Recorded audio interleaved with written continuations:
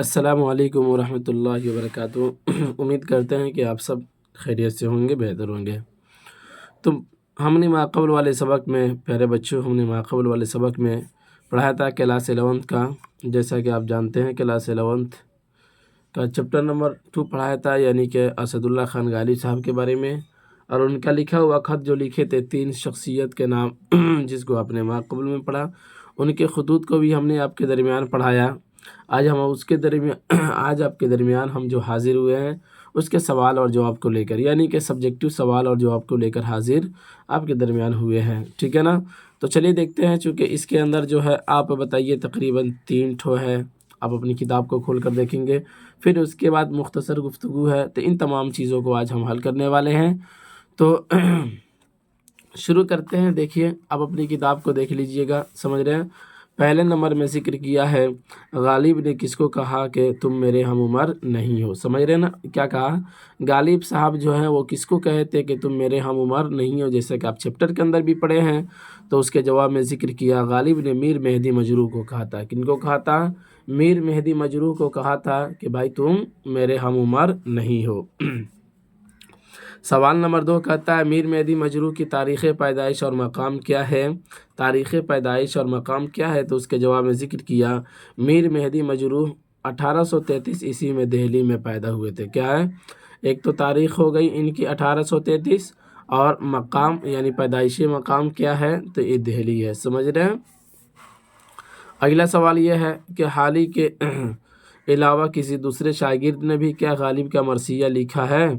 کیا غالب کا مرثیہ لکھا ہے؟ تو اس کے جواب میں ذکر کرتے ہیں حالی کے علاوہ میر مہدی مجروح نے غالب کی وفات پر ان کا شخصی مرثیہ لکھا تھا، یعنی کہ حالی صاحب کے علاوہ جو ہے یہ میر مہدی مجروح صاحب بھی کیا کیے تھے؟ غالب کی موت پر ان کا مرثیہ لکھے تھے، اور یہ جو مرثیہ لکھے تھے وہ کون سا مرثیہ تھا؟ شخصی مرثیہ تھا۔ کیا تھا بھائی صاحب؟ شخصی مرثیہ تھا۔ اگلا سوال دیکھتے ہیں میر مہدی مجروح کی وفات کب ہوئی؟ تو اس کے جواب میں ذکر کیا 15 مئی 1903 عیسوی کو وفات ہوئی تھی، یعنی کہ میر مہدی مجروح صاحب اس دنیا سے 15 مئی 1903 عیسوی کو چلے گئے۔ سوال نمبر 5 کہتا ہے غالب نے اردو خطوط زندگی کے آغاز میں لکھے یا آخری زمانے میں؟ آپ دیکھتے ہیں کہ اردو کے اندر خطوط جو لکھنا جو شروع کیے تو سب سے پہلے غالب ہی کا نام آتا ہے، اور انہوں نے اس طریقے سے خطوط نگاری کی دنیا میں ایک انقلاب برپا کیا جو قابل بیان ہے، سمجھ رہے ہیں؟ تو بہرحال یہاں پر بیان کیا ہے کہ یہ زندگی کے آخری میں لکھنا شروع کیے تھے شروع میں۔ تو اس کے جواب میں ذکر ہے غالب نے اردو خطوط زندگی کے آخری زمانے میں لکھے تھے۔ کب لکھے تھے بھائی صاحب؟ آخری زمانے میں لکھنا شروع کیے تھے، چونکہ جب یہ گھر پہ بیٹھ گئے تو اسی زمانے میں تقریباً 900 خطوط لکھے تھے۔ کتنے لکھے تھے بھائی صاحب؟ 900، سمجھ رہے ہیں؟ 900 خطوط کو انہوں نے لکھ ڈالا۔ آگے کہتے ہیں غالب نے کن زبانوں میں شاعری کی؟ اس کے جواب میں ذکر کیا غالب نے اردو اور فارسی دونوں زبانوں میں شاعری کی۔ جیسے کہ آپ پڑھے بھی ہیں کہ غالب صاحب جو شروع میں جو شاعری کرتے تھے تو وہ فارسی زبان میں کرتے تھے، لیکن بعد میں چل کر انہوں نے اردو کے اندر بھی شعر و شاعری کی تھی، ٹھیک ہے نا؟ سوال نمبر 7 کہتا ہے غالب کے خطوط کے 2 مجموعوں کا نام بتائے۔ ان کے 2 خطوط کے مجموعوں کا نام بتائے تو ایک عود ہندی اور دوسرا کیا ہے؟ اردو معلی، سمجھ رہے ہیں؟ تو یہ رہا، آپ بتائیے کہ اندر 7 سوالات دیے گئے ہوں گے، اس کے یہ 7 سوالات اور اس کے جوابات یہاں پہ حاضر کر دیے گئے، ٹھیک ہے نا؟ چلیے اب دیکھ لیتے ہیں مختصر گفتگو۔ ہم نے لکھ رکھا ہے یہاں پہ مختصر گفتگو۔ مختصر گفتگو کے اندر بھی تقریباً آپ دیکھیں گے 4 سوالات دیے گئے ہیں، سمجھ رہے ہیں نا؟ تو اس کو حل کرتے ہیں۔ سب سے پہلے نمبر میں ذکر کیا ہے غالب نے نامہ نگاری کا کون سا آئین بنایا؟ آپ اس کی 5 خصوصیات واضح کیجئے۔ کہا نامہ نگاری، نامہ کے معنی کا خط ہوتا ہے، اور نامہ نگاری کا کون سا نیا آئین بنایا؟ آپ اس کی 5 جملے و خصوصیات واضح کیجئے۔ تو سب سے پہلے نمبر میں ذکر کیا ہے مرزا غالب نے نامہ نگاری کے لیے جو نیا انداز اختیار کیا ہے اس کی خصوصیات مندرجہ ذیل ہے، یعنی کہ جو بھی نامہ نگاری کا جو نیا آئین اختیار کیا، نیا آئین بنایا، جو نیا انداز اختیار کیا، تو اس کی 5 خصوصیات یہاں پر قابل ذکر ہے۔ پہلے نمبر میں ذکر کیا کہ انہوں نے وہ انداز تحریر ایجاد کیا ہے کہ مراسلہ کو مکالمہ بنا دیا۔ کیا کیا؟ مراسلہ کو مکالمہ بنا دیا۔ اس کا مطلب کیا ہوتا ہے بھائی صاحب؟ مراسلہ کا مطلب یہ ہوتا ہے کہ پہنچائی ہوئی چیز ہے، ٹھیک ہے نا؟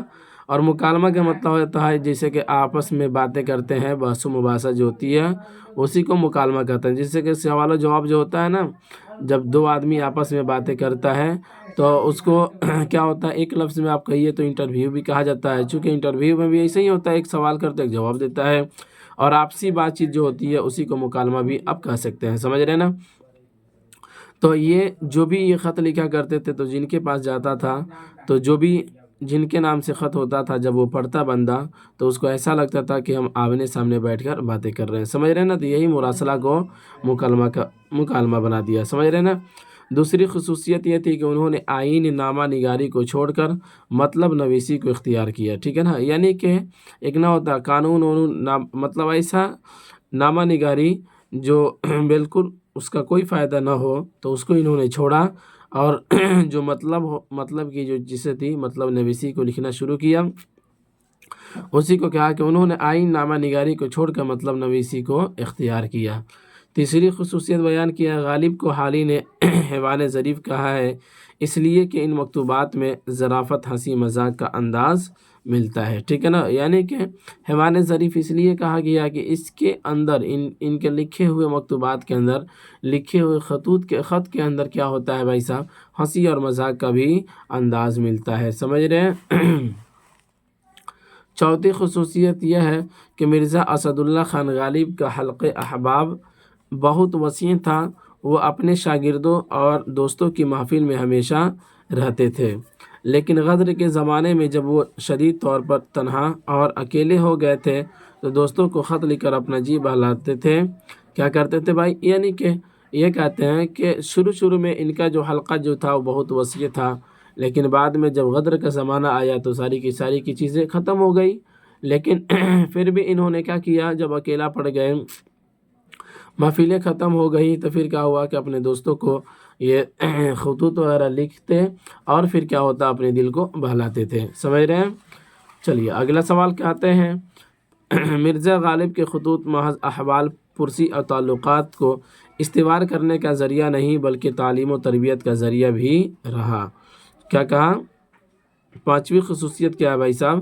مرزا غالب کے خطوط محض احوال پرسی اور تعلقات کو استوار کرنے کا ذریعہ نہیں ہے، یعنی لگاتار تعلقات کو قائم رکھنے کا ذریعہ نہیں رہا بلکہ تعلیم و تربیت کا بھی ذریعہ رہا، یعنی کہ جو بھی خطوط لکھتے تھے تو اس کے اندر تعلیم و تربیت کی بھی باتیں لکھا کرتے تھے، اور تعلیم و تربیت کے متعلق بھی باتیں ہوا کرتی تھی، سمجھ رہے ہیں نا؟ تو کیول احوال پرسی اور اسی طریقے تعلقات پرسی ہی کا ذریعہ نہیں تھا، کیا کہتے ہیں، تعلقات کو استوار کرنے کا ہی ذریعہ نہیں تھا، بلکہ کیا تھا اس کے اندر تعلیم تربیت دونوں کیا تھا بھائی؟ دونوں کا ذریعہ بھی رہا، ٹھیک ہے نا؟ چلیے اب اگلا سوال دیکھتے ہیں، یہ تو 5 خصوصیات دیکھ لیے، دوسرا سوال دیکھتے ہیں، غالب کی حیات سے 10 جملے لکھیے۔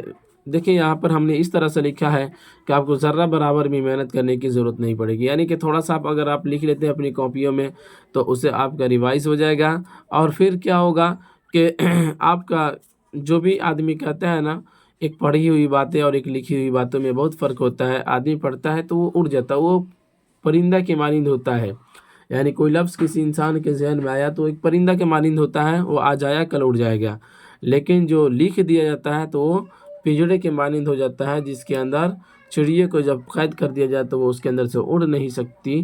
اسی طریقے سے اگر آپ لکھ دیتے ہیں ان تمام چیزوں کو اور مشق کر لیتے ہیں تو پھر وہ قید ہو جاتا ہے اور ہمیشہ کے لیے وہ ہو جاتی ہے چیزیں، ٹھیک ہے نا؟ تو جو بھی پڑھایا جا رہا ہے آپ اپنی کاپی میں بھی لکھیں گے، چونکہ اس سے کیا ہوگا، آپ کا مشق بھی ہو جائے گا، ریوائز بھی ہو جائے گا، جب بھی آپ کو ضرورت پڑے گی ایگزام کے زمانے میں اس کو ریویژن کرنے کا تو بآسانی آپ اس سے کر سکیں، سمجھ رہے ہیں؟ آپ اتنا تو یقین رکھیے جو بھی پڑھ رہے ہیں کہ ایگزامنر جو ہوگا وہ آؤٹ آف سلیبس اگر سوال بناتا ہے تو پھر سمجھیے کہ اس کی تو بیوقوفی ہوگی، بٹ اگر وہ سلیبس سے سوال بناتا ہے اور یہاں سے کتاب سے جو سوال کیا جائے گا، پوچھا جائے گا، اگر پورے چیپٹر کو آپ صحیح سے دیکھ لے رہے ہیں، 1 سے 2 بار 3 بار اس کو پڑھ لے رہے ہیں، پھر اس کے بعد اس کے سوال جواب کو یاد کر لے رہے ہیں، تو یقین مانیے کہ کوئی ایسا سوال ہی نہیں ہو جو آپ کے درمیان آئے اور آپ اس کو حل نہ کر سکیں، چونکہ کہاں سے کوئی پوچھے گا بھائی صاحب؟ یہیں سے پوچھے گا، ऐसा थोड़ी ना कि आसमान से लेकर आ जाएगा और उससे पूछना शुरू कर देगा, ऐसी कोई बात नहीं है, ठीक है ना। तो बस आप पढ़ते रहिए, पढ़ने वाले बच्चे ही को कामयाबी मिली है। तो कहते हैं गालिब की हयात से मुतालिक 10 जुमले लिखिए। देखिए 10 जुमले हमने लिख रखा है। जवाब में ज़िक्र किया, जिस ज़माने में मुग़लिया सल्तनत का चिराग टिमटिमा रहा था और मशरक़ी तहज़ीब का आफ़ताब ग़ुरूब होने को था। क्या था? टिमटिमा रहा था, मतलब ये कि मुग़लिया सल्तनत के ज़माने में चिराग जो था, मतलब कह लीजिए मुग़लिया सल्तनत वहाँ बहुत कमज़ोर पड़ गया था और मशरक़ी तहज़ीब का आफ़ताब ग़ुरूब होने वाला था। यानी मशरक़ी तहज़ीब, मशरिक़ से क्या मुराद है भाई? क्या कहते हैं उसको, वही मतलब अंग्रेज़ के अलावा जो लोग थे वही। तो उस वक्त शेर व अदब की दुनिया में चंद ऐसी शमें रोशन हुई। शमें का मतलब होता है चंद ऐसे लोग आए जिन्होंने आँखों को खैरा कर दिया। मतलब ये कि आँखों के अंदर फिर से रोशनी भर दी और फिर उसको देखने के काबिल बना दिया। समझ रहे हैं? मिर्ज़ा असदुल्ला खान गालिब उसी अहद के सबसे मारूफ व मकबूल शायर हैं। उनका पूरा नाम असदुल्ला बेग खान था। गालिब तखल्लुस करते थे। समझ रहे हैं? उसके बाद कहते हैं उनकी पैदाइश 27 दिसंबर 1797 ईस्वी को आगरा में हुई। उनके वालिद का नाम मिर्ज़ा अब्दुल्ला बेग और वालिदा का नाम इज़्ज़तुन्निसा बेगम था।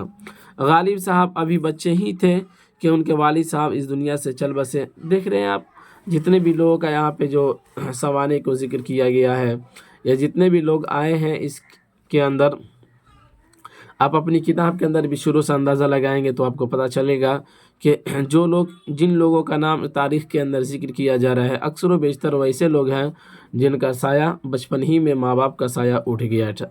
ठीक है ना, अक्सर व बेशतर ऐसे हैं।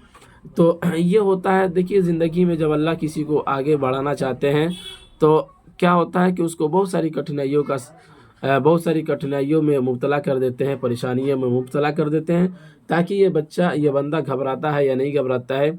फिर जो घबरा जाता है वो टूट जाता है, ख़त्म हो जाता है। जो नहीं घबराता है, सब्र व इस्तिक़ामत के साथ उसके ऊपर डटा रहता है, तो फिर कामयाबी उसी के पाँव तले चूमती है। समझ रहे हैं ना? अभी लगे रहिए। जैसा कि आप देखते हैं तारीख़ पढ़ते हैं, तारीख़ पढ़ने से यही ना फ़ायदा होता है कि हमको क्या होता है, एक हिम्मत मिलती है और अपने पूर्वजों को, अपने क्या कहते हैं, दादा परदादा को जब हम देखते हैं तो उनकी हालात को जब देखते हैं तो हमको हिम्मत मिलती है कि भाई वो लोग थोड़े इतनी मुसीबतें के बावजूद भी ज़िंदगी में अच्छे से रहे, तो हमें भी रहनी चाहिए और मेहनत करती रहनी चाहिए। एक सुबह ऐसी एक ऐसी भी सुबह होगी जो हमारी ज़िंदगी बदल कर रख देगी। समझ रहे हैं? आगे बढ़ते हैं। उसके बाद ये अपने चाचा नसरुल्ला बेग खान के सरपरस्ती में रहने लगे, लेकिन चंद बरस ही गुजारा था कि वो अभी इस दार फ़ानी से कुछ कर गए। उसके बाद वो अपनी माँ की सरपरस्ती में रहने लगे। गालिब ने फ़ारसी की इब्तिदाई तालीम मौलवी मुअज़्ज़म के मदरसे से हासिल की। मकतब के ज़माने में वो शेर गोई की इब्तिदा कर चुके थे। उनके दम से उर्दू शायरी की दुनिया में इनकलाब पैदा हो गया। ठीक है ना? तो ये दूसरा सवाल था मुख्तसर गुफ्तगू का, जिसके अंदर पूछा गया गालिब की हयात से मुतालिक 10 जुमले लिखिए, जिसको हमने पढ़कर यहाँ पर लिख भी दिया और समझा भी दिया। समझ रहे हैं ना? चलिए अब अगला सवाल देखते हैं। 3 नंबर सवाल, गालिब ने मकतूब निगारी के लिए कौन सा अनासिर को लाजिम करार देते हैं? तो उसके जवाब में जिक्र किया, आम तौर पर ख़त खैरियत की तरसील और तबादले ख़यालात का बुनियादी ज़रिया है। अहद जदीद में तालीम के फ़रोग़ के लिए मकतूब नवेसी का सिलसिला कायम हुआ। क्या हुआ भाई साहब? मकतूब नवेसी का सिलसिला कायम हुआ। मिर्ज़ा गालिब ने अपनी ज़िंदगी के आखिरी दुहाइयों में तकरीबन 9 से ख़ुतूत अपने अजीज़ों, दोस्तों और शागिर्दों के नाम रवाना किए। उनके ख़ुतूत के मुताले से मंदरजा अनासिर नज़र आते हैं, यानी कि बहुत सारे ख़ुतूत ये लिखे थे। आपने ऊपर में देखा ना सवाल में कौन सा अनासिर लाजिम करार दिए, तो बहुत सारे ख़ुतूत तो लिखे थे, उनमें से देख लिए कुछ अनासिर आपके सामने हैं। पहला ये है कि मुरासला बशकल मुकालमा, जैसे कि समझा भी दिया माक़ल में क्या होता है मुरासला बशकल मुकालमा। बेतकल्लुफ़ी सादगी आम फ़हम अंदाज़, यानी कि जो भी इनका ख़त होता था बेतकल्लुफ़ बिला झिझक उसके अंदर बातें करते थे, बातें लिखते थे और सादगी हुआ करती थी और आम फ़हम अंदाज़, यानी कि कोई भी इस अंदाज़ को समझ जाए। तीसरी खुसूसियत ये मतलब तीसरा अनासर ये है आदाब व अलक़ाब से परहेज़। क्या है भाई? आदाब व अलक़ाब से ये बड़ी परहेज़ करते थे। और तीसरी चीज़ ये है कि ज़राफ़त और हंसी मजाक, यानी कि उसके अंदर हंसी मजाक की भी बातें आ जाती थी। सवाल नंबर 4 कहता है मुख्तसर गुफ्तगू का, आप देखें पहला सवाल नंबर 4 है, चूँकि मुख्तसर गुफ्तगू के अंदर 4 ही सवाल दिए गए हैं, आप अपनी किताब को खोल कर देख लेंगे। तो सवाल नंबर 4 कहता है गालिब ने दिल्ली को शार खामोशा क्यों कहा है? तो उसके जवाब में ज़िक्र किया मिर्ज़ा असदुल्ला खान गालिब ने मीर मेहदी मजरूह को एक ख़त में गद्र के हालात बयान करते हुए लिखा है कि अब शहर दिल्ली की रौनक और आबादी बाकी न रही। गद्र के हंगामे ने दिल्ली शहर को एक कब्रिस्तान में बदल दिया। क्या कर दिया? यानी कि गद्र के हंगामा जो हुआ तो दिल्ली के जो शहर था उसको कब्रिस्तान में बदल दिया। तो फिर इसी वजह से इसीलिए इन्होंने दिल्ली को शहर खामोशा कहा है। समझ रहे हैं ना? चूँकि एक ऐसी शहर हो गई जो खामोश हो गई, पहले लोगों से बिल्कुल क्या भरी हुई थी, आज क्या है ये इसके अंदर हज़ारों नहीं लाखों लाशें आज बिछी पड़ी है। ठीक है ना? तो उसी को कहा कि दिल्ली के अंदर जो गद्र की लड़ाई हुई थी, यानी जो लड़ाई हुई थी 1857 ईस्वी की, उसके अंदर हज़ारों नहीं सैकड़ों लोग मारे गए थे। समझ रहे हैं? तो यहाँ तक रहा मुख्तसर गुफ्तगू जो आपने पढ़ा। उम्मीद करते हैं कि आपको समझ में आया होगा। चलिए फिर अगला आप क्या कहते हैं पन्ना उलट कर देखेंगे तो उसके अंदर भी आप बताइए के अंदर तकरीबन 5 सवाल दिए गए होंगे, उसको भी देख लेते हैं। सबसे पहला नंबर सवाल दिया गया है गालिब ने उर्दू खतूत नवेसी किया 1857 ईस्वी के बाद शुरू की। क्या कहते हैं, यानी समझाना चाहते हैं कि गालिब साहब जो उर्दू के अंदर खतूत नवेसी जो शुरू किए थे क्या हुआ 1857 ईस्वी के बाद शुरू किए थे? तो उसके जवाब में जिक्र किया मिर्ज़ा असदुल्ला खान गालिब ने उर्दू खतूत नवेसी 1846 ईस्वी से शुरू कर दी थी। यानी कि इसका जवाब है नहीं। समझ रहे ना? गोया कि 1857 ईस्वी से शुरू नहीं किए थे, बल्कि वो 1846 ईस्वी ही से वो शुरू कर दिए थे। बट 1857 ईस्वी के बाद जो इनका सिलसिला जो शुरू हुआ खतूत वगैरह लिखने का वो थोड़ा ज़्यादा बढ़ गया, चूँकि ये तनहा पड़ गए गद्र के बाद से। और जब तनहा पड़े तो फिर ये खतूत ज़्यादातर लिखना शुरू कर दिया अपने दोस्त और अहबाब को। ठीक, उसी को यहाँ पे जिक्र करते हैं। दूसरा सवाल कहता है गालिब किस शहर में पैदा हुए? इसके जवाब में जिक्र गालिब आगरा शहर में पैदा हुए। सवाल नंबर 3 है गद्र किस तारीख को और किस शहर में शुरू हुआ? 10 मई 1857 ईस्वी के गद्र की इब्तिदा मेरठ, झांसी और दिल्ली से हुई। सवाल नंबर 4 कहता है गालिब का दिल जब घबराता तो वो अपना कौन सा मक्ता बार बार पढ़ते थे? तो उसका जवाब में जिक्र किया ज़िंदगी जब इस शक्ल से गुजरी गालिब हम भी क्या याद करेंगे कि खुदा रखते थे। उसके बाद फिर पढ़ते थे ए मर्गे नागहां तुझे क्या इंतज़ार है। सवाल नंबर 5 कहता है मुंशी हरगोपाल तुफ्ता कब और कहाँ पैदा हुए? तो उसके जवाब में जिक्र किया मुंशी हरगोपाल तुफ्ता 1799 ईस्वी को यूपी में पैदा हुए थे। कहाँ हुए थे? यूपी के अंदर पैदा हुए थे। तो यह रहा, आप बताइए के अंदर तकरीबन 5 सवाल दिए गए हैं। अब अपनी किताब को खोल कर देखेंगे, उसको आपने पढ़ लिया। चलिए अब अगला सवाल देख लेते हैं। मुख्तसर गुफ्तगू के अंदर कहा है गालिब ने जो अपना फ़ारसी शेर नकल किया है उसका तर्जमा पेश कीजिए। देखिए शर्त ईमान अबू दर्जिश ईमान बिलगैब एक तो गायब ज़ा नज़र मारे तो ईमान मनस्त। ठीक है ना? तर्जमा गैब पर ईमान रखना ईमान की शर्त, यानी पहले मिसरे की ये तर्जमा हुआ। दूसरा मिसरा की तर्जमा ए मेरी नज़रों से ओझल होने वाले तेरी मोहब्बत मेरा ईमान है। क्या भाई? यानी कि जो मेरे नज़रों से ओझल होने वाले लोग हैं वही तेरी मोहब्बत ही मेरा ईमान है। सवाल नंबर 2 कहता है गालिब इस ख़त में अपने 1.5 अशार दर्ज किए हैं, उनकी तशरीह कीजिए। समझ रहे ना? 1.5 अशार, यही 1.5 अशार। ज़िंदगी जो अपनी शक्ल से गुजरी गालिब हम भी क्या याद करेंगे खुदा रखते थे। ये 1.5 अशार इनका है। उसके 1 अशार ये हुआ और 1 अशार क्या हुआ भाई? ए मर्गे नागहां तुझे क्या इंतज़ार है। ठीक है ना? यानी कि 1 अशार के अंदर 2 मिसरे होते हैं, तो 1 मिसरा तो यहाँ 2 मिसरा हो गया और 1 मिसरा ही सिर्फ यहाँ पे जिक्र किया। तो इसके तशरीह में देखिए हमने बड़ी उम्दा तरीके से लिख रखा है।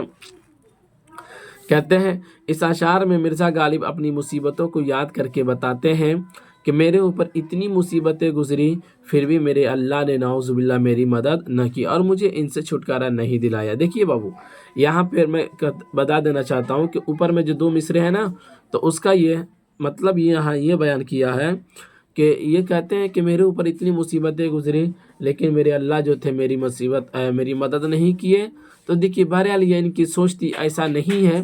ठीक है ना? मुसीबतें कहते हैं ना, आप پڑھیے گا، جیسے کہ ایمان مجمل کے اندر بھی آپ پڑھے ہیں، تو جس کے اندر آیا ہوگا والقدر خیرہ و شرہ من اللہ تعالی، ٹھیک ہے نا، یعنی کہ اچھی اور بری تقدیر جو ہوتی ہے وہ اللہ تعالیٰ کی جانب سے ہی ہوتی ہے، سمجھ رہے ہیں نا، تو یعنی مصیبتوں کا آنا اور خوشیوں کا آنا یہ سب کے سب اللہ کے جانب سے ہوتا ہے، لیکن بہرحال ان کا کیا نظریہ رہا ہے تو یہ بہتر تو یہی جانتے ہیں، بٹ اس مصرے سے یہ یہی کہنا چاہتے ہیں جس کو ہم نے آپ کے درمیان ذکر کر دیا۔ اس کے بعد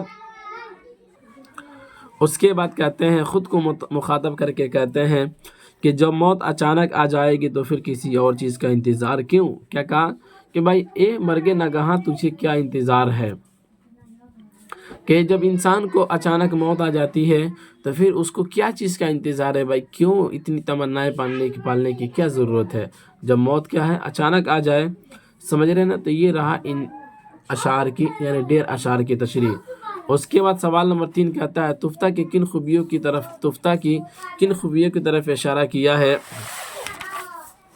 تو اس کے اندر جواب ذکر کیا ہے کہ منشی ہرگوپال تفتہ اسد اللہ خان غالب کے شاگرد تھے، وہ غالب کے دل پسند شاگردوں میں تھے، ان کی شاعری کا بیشتر حصہ فارسی زبان میں ملتا ہے۔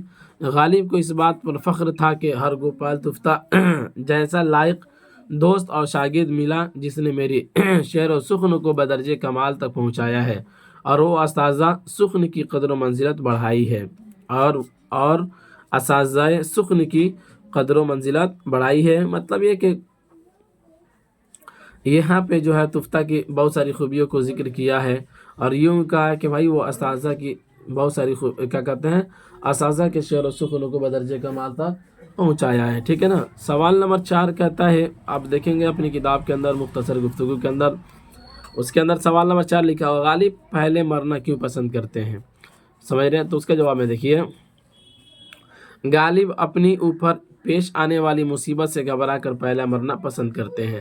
ظاہر سی بات ہے غالب کے اوپر دیکھیے ہم نے شارٹ کٹ لکھ دیا ہے، اس کو لمرا چمرا کرتے تو بہت ساری چیزیں ہو جاتی ہے، کہ غالب صاحب کے زمانے میں جب غدر پیش آیا تھا تو اس کے اندر کیا ہوا کہ ان کے دوست احباب جو تھے، ان کے یار جو تھے، ان کے قریب کے جو لوگ تھے، یہ بہت سارے لوگ مارے گئے ہیں، گویا کہ انہوں نے اپنی نظروں کے سامنے بہت سارے اپنوں کی موت کو دیکھا، بہت سارے اپنے کے لاش کو دیکھا، میت کو دیکھا، تو اس سے وہ کیا ہو گئے، گھبرا گئے، اور پھر کیا ہوا، وہ یہ چاہتے تھے کہ اب ہم کیا ہو بھائی پہلے ہی مر جائے، یہ ان تمام مصیبتوں کو دیکھنے سے بہتر ہوتا ہے کہ ہم کیا ہو جاتے ہیں، پہلے مر جاتے ہیں، سمجھ رہے ہیں۔ تو ان تمام چیزوں کو لکھنے سے بہتر آپ تو خود پڑھ لیے ہیں، اس کے اندر خطوط کے اندر پڑھے ہیں، اس لیے ہم نے اس کو تھوڑا سا شارٹ کٹ کر دیا۔ تو پسند کرتے ہیں، پہلے مرنا پسند کرتے ہیں مصیبت کے گھبرانے کی وجہ سے۔ سوال نمبر 5 کہتا ہے اس خط میں غالب کس کا ماتم کر رہے ہیں اور کیوں کر رہے ہیں، ٹھیک ہے نا، یعنی کس کا ماتم کر رہے ہیں اور کیوں کر رہے ہیں، تو اس کا جواب میں دیکھیے، انگریز کی قوم میں سے جوان روسیہ کالوں کے ہاتھ قتل ہوئے، اس میں ان کے بہت یار دوست شاگرد وغیرہ تھے، تو انہی کی دیکھو کہہ رہے ہیں کہ ماتم کس کا ماتم کر رہے تھے، پہلی بات تو یہ اپنے دوست اور اپنے قریب لوگ شاگرد کی ماتم کر رہے ہیں، اور کیوں کر رہے تھے بھائی، اس لیے کہ ظاہر سی بات ہے کہ ان کے بہت سارے دوست جب مارے گئے تو کسی کا دوست اور کسی کا قریبی کسی کا شاگرد کوئی مرے گا تو وہ خوشی تھوڑی نہ منائے گا، ڈھول تھوڑی نہ پیٹے گا، وہ ماتم ہی نہ کرے گا، تو کیوں سے اس کا جواب آپ بنا سکتے ہیں، سمجھ رہے ہیں۔ آگے بڑھتے ہیں، کوئی بھی دقت آپ کو ہو تو بلا جھجک آپ کمنٹ کر کے پوچھیں، آپ کے سوالوں کا 100% جواب دیا جائے گا۔ مطلب یہ کہتے ہیں نا کہ آپ کو اس چینل کے مادھیم سے نا امیدی کی بالکل بھی کرنے جھلک تک بھی نہیں دکھائی دیں گی، آپ جو پوچھیں گے اس کا جواب دیا جائے گا، آپ جتنا بہترین طریقے سے پڑھنا چاہتے ہیں اس طریقے سے انشاءاللہ آپ کو پڑھایا جائے گا، بس آپ جڑے رہیے، پڑھتے رہیے، اور اپنے محنت کو جاری رکھیے، اپنے وقت کو بس بچا کر رکھیے، اپنے وقت کو پڑھنے میں لگائیے، اچھے کاموں میں لگائیے، تبھی جا کر پھر سفلتا آپ کے قدمیں چومیں گی۔ اگلا سوال دیکھتے ہیں، غالب کس طرح اپنے شاگردوں کو اپنے خطوط میں مخاطب کرتے ہیں، تو اس کے جواب میں ذکر کیا، مرزا اسد اللہ خان غالب ایک صاحب کمال استاد سخن تھے، ان کا حلقہ احباب جتنا وسیع تھا اس سے زیادہ شاگردوں کی تعداد تھی، وہ ان کے ساتھ نہایت شفقت اور ہمدردی کا سلوک رکھتے تھے، جس کا اظہار ان کے مکتوبات میں نظر آتا ہے۔ وہ اپنے شاگردوں کو مخاطب کرتے ہوئے لکھتے ہیں کہ جان غالب تم ثمر نورس ہو، تم نے میری آنکھوں کے سامنے نشوونما پائی ہے، کیوں کر تم مجھ سے عزیز نہ ہوگے، سمجھ رہے ہیں، مطلب یہ یہاں پہ یہ بیان کرنا چاہتے ہیں کہ غالب صاحب جو تھے نا وہ اپنے شاگردوں سے بے انتہا محبت کیا کرتے تھے. بھلا ہوگی کیوں نہیں محبت؟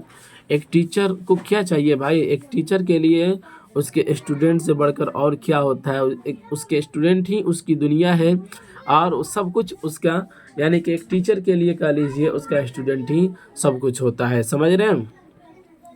تو بہرحال یہ انہوں نے بھی اپنے شاگردوں سے، اپنے طالب علموں سے بہت بے پناہ محبتیں کی، تو اسی کو یہاں ذکر کیا ہے. ٹھیک ہے نا؟ تو یہاں تک مختصر گفتگو 6 سوالات دیے گئے ہیں وہ کمپلیٹ ہو گیا. پھر آپ اگلا پیج الٹ کر دیکھیں گے تو اس کے اندر آپ بتائیے پھر دیا گیا ہوگا، اس کو دیکھتے ہیں. سب سے پہلا نمبر سوال یہ ہے، غالب کا سن ولادت کیا ہے، یعنی کس سن کو پیدا ہوئے؟ جواب 27 دسمبر 1797 عیسوی کو پیدا ہوئے تھے. سوال نمبر 2 کہتے ہیں غالب نے ثمر نورس کس کو کہا ہے؟ تو جواب علاؤالدین خان علائی کو کہا ہے. چونکہ یہ ثمر نورس کا مطلب ہوتا ہے کہ ان کی آنکھوں کے سامنے انہوں نے پرورش پائی ہو، بڑے تھے، یعنی جب پیدا چھوٹے سے یہ بڑے ہوئے ان کی آنکھوں کے سامنے. سوال نمبر 3 کہتا ہے عالم ارواح اور عالم آب و گل سے کیا مراد ہے؟ تو اس کے جواب میں ذکر کیا عالم ارواح سے مراد وہ دنیا جہاں میں روحیں رہتی ہے، یعنی کہ آخرت. عالم آب و گل سے مراد یہ زمین ہے جہاں پانی، حیوانات اور جملہ زیر روح رہتی ہے مراد ہے. یعنی کہ کہہ لیجیے یہ دنیا مراد ہے، یہ ہماری پرتھوی مراد ہے جہاں پہ ہر طرح کے لوگ رہتے ہیں، ہر طرح کی چیزیں یہاں پر پائی جاتی ہے. سوال نمبر 4 کہتا ہے غالب روبہ کاری کے واسطے کب بھیجے گئے؟ روبہ کاری کے واسطے مطلب یہ کہہ لیجیے ان کی پیدائش کب ہوئی؟ تو 1212 ہجری میں روبہ کاری کے واسطے بھیجے گئے. دیکھیے یہ جو تاریخ جو بیان کی ہے 1797 عیسوی، یہ عیسوی تاریخ ہے اور یہ ہجری تاریخ ہے. ٹھیک ہے نا؟ تو اس وقت 1757 عیسوی کے اندر 1212 ہجری بن رہا تھا. ٹھیک ہے نا؟ تو گویا کہ 1212 ہجری کو یہ پیدا ہوتے ہیں. اگلا سوال یہ ہے، کہتے ہیں نواب علاؤالدین خان علائی کب اور کہاں پیدا ہوئے؟ تو اس کے جواب میں ذکر کیا 25 اپریل 1833 عیسوی کو دلی میں پیدا ہوئے. سوال نمبر 6 کہتا ہے غالب کی ابتدائی تعلیم کس کی نگرانی میں ہوئی؟ تو اس کے جواب میں ذکر کیا فارسی کی ابتدائی تعلیم مولوی معظم کے نگرانی میں ہوئی تھی. یعنی غالب کی ابتدائی تعلیم جو ہوئی تھی نا، تو ابتدائی تعلیم کے بارے میں ایک تو مکمل طور پر پتہ نہیں چلتا ہے. ٹھیک ہے نا؟ بٹ فارسی کی تعلیم جو ہوئی تھی فارسی کی ابتدائی تعلیم مولوی معظم کی نگرانی میں ہوئی تھی. سمجھ رہے نا؟ تو بابو یہاں تک رہا آپ کے سارے کے سارے سوالات کو حل کرا دیا گیا. امید کرتے ہیں کہ آپ کو سمجھ میں آیا ہوگا. ٹھیک ہے، تو پھر آپ اجازت دیجیے، پھر ملیں گے اگلے والے سبق میں. اسی پر اختتام کرتے ہیں. خدا حافظ.